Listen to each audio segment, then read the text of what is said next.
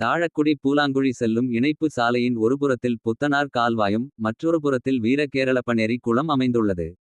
கால்வாய் மற்றும் குளத்தின் கரையோரமாக பொதுப்பணித்துறைக்கு சொந்தமான சுமார் 20க்கும் மேற்பட்ட பனைமரங்கள் உள்ளது.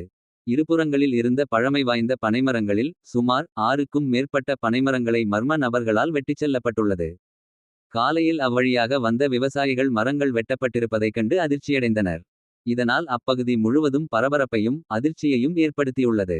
பழமையான பனைமரத்தை வெட்டிய மர்மநபர்கள் மீது பொதுப்பணித்துறை அதிகாரிகள் மற்றும் காவல்துறையினர் உடனடியாக நடவடிக்கை எடுக்க வேண்டும் என விவசாயிகள் மத்தியில் கோரிக்கை வைக்கப்பட்டுள்ளது.